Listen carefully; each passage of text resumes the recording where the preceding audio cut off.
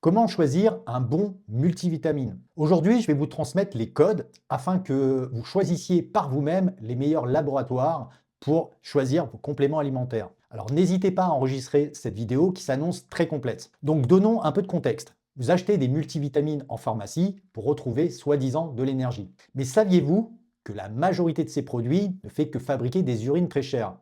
Alors qu'est-ce que j'entends par là? Eh bien allez, je vous explique tout. Certains laboratoires utilisent des formes synthétiques bon marché, comme par exemple l'acide folique ou la cyanocobalamine. Donc ces molécules sont des fantômes biologiques. Elles finissent par encombrer les récepteurs cellulaires, le corps ne sait donc plus les utiliser directement et les élimine dans les toilettes. Alors oui, si vous avez 25 ans, que vous êtes un athlète en pleine santé, avec un métabolisme de feu et surtout un microbiote parfait, votre corps aura peut-être l'énergie enzymatique pour transformer un peu de ces mauvaises vitamines. Mais si par exemple vous avez 60 ans, que vos organes, donc vos émonctoires, le foie, les reins par exemple, sont fatigués et que votre acidité gastrique a diminué, eh bien là, c'est la double peine. Votre corps n'aura plus l'énergie pour faire ce travail de conversion. Donc vous vous épuisez à essayer de digérer des vitamines inactives et finalement vous perdez votre argent.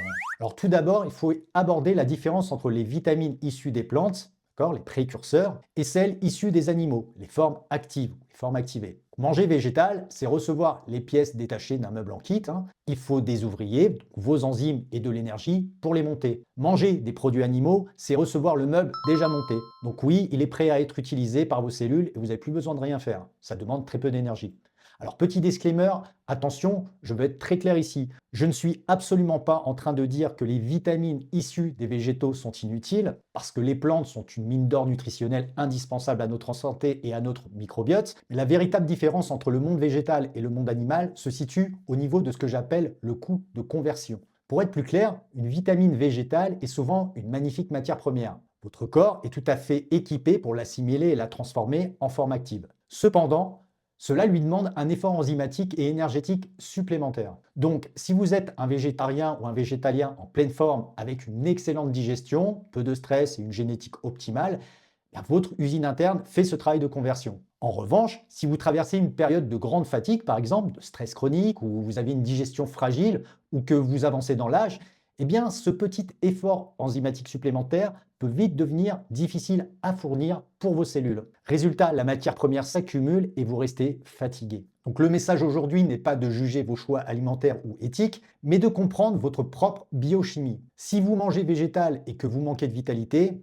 ce n'est pas un échec de votre régime, c'est peut-être simplement le signe que votre corps a besoin d'un petit coup de pouce. Et c'est exactement là qu'une supplémentation intelligente avec des vitamines déjà préactivées en laboratoire prend tout son sens. Cela vous aidera à soutenir votre propre mode de vie avec succès. Je voulais parler aussi d'un aliment délaissé à tort et pourtant un multivitamine ultime de la nature, c'est le foie de bœuf. Donc oui, l'animal a déjà fait tout le travail de conversion enzymatique pour vous, donc ce serait vraiment dommage de ne pas en profiter, surtout si vous le tolérez. Mais attention, il y a une règle en or pour la cuisson, il faut bien la respecter. Pour profiter de ce super aliment, il faut le consommer saignant, donc rosé à cœur, voire cru aussi pour les plus avertis. Bonne chance. Pourquoi? Les vitamines sont thermosensibles.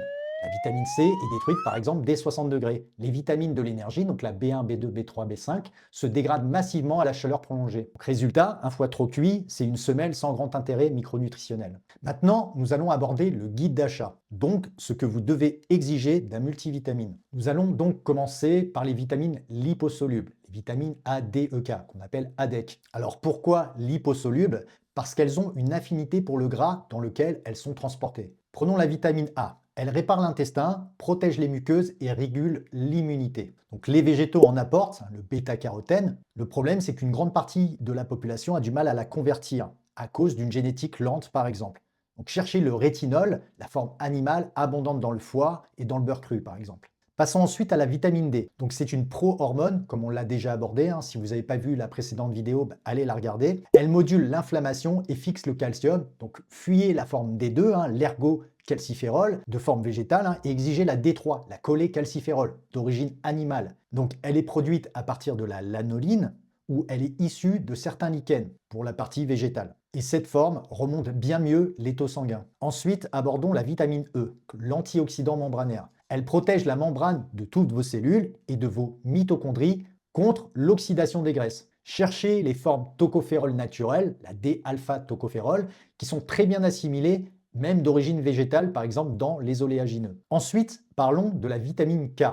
Donc la K1 gère la coagulation. La K2, elle, active l'ostéocalcine qui fait entrer le calcium dans l'os. La vitamine K2 active également la protéine MGP qui empêche le calcium de boucher les artères. Donc les légumes verts apportent la K1 pour la coagulation, mais pour vos os et vos artères, il vous faut de la K2, la ménaquinone, présente dans les graisses animales, le foie, les produits fermentés comme le natto par exemple. Alors j'aimerais revenir aussi sur ce qui est à mon sens un faux débat entre la consommation de K2 MK7 et MK4. Donc si vous lisez les étiquettes de vos compléments, vous verrez souvent écrit K2 MK7. Donc c'est une forme issue de la fermentation végétale, elle est très bien, elle reste longtemps dans le sang pour faire son travail. Mais saviez-vous en revanche qu'il existe une forme encore plus proche de notre biologie? C'est la K2 MK4. C'est la forme spécifique aux mammifères, celle que nos propres tissus utilisent le plus intensément. Donc vous allez me dire, switcher la MK7 par la MK4. Mais le problème de la MK4 en gélule, c'est qu'elle a une durée de vie très courte dans le sang, à peine 2 heures. Donc il faudrait en avaler des doses et des doses massives toute la journée pour avoir un effet à peu près similaire à la MK2. Donc cette étude a démontré qu'après l'administration consécutive de MK4 et de MK7, 60 microgrammes, pendant 7 jours, la supplémentation en MK4 n'augmentait pas la concentration sérique de cette MK4. En revanche, l'administration consécutive de MK7 a augmenté significativement les concentrations sériques de MK7 chez tous les sujets. Mais là, on parle de supplémentation. Donc la vraie solution la plus naturelle et la plus biodisponible se trouve dans l'alimentation animale de haute qualité. Alors où trouve-t-on cette précieuse K2 MK4 prête à l'emploi et parfaitement assimilée par ses propres graisses de transport? Eh bien tout simplement dans le jaune d'œuf coulant. Dans le beurre également, dans le beurre cru de vache, nourri à l'herbe forcément, et bien sûr dans le foie de veau saignant dont on parlait tout à l'heure. Encore une fois, la nature animale a fait tout le travail de conversion pour nous. Voilà, dans la seconde partie, nous aborderons ensemble les vitamines du groupe B et croyez-moi, vous allez apprendre plein de choses super intéressantes, donc restez connectés et à très bientôt.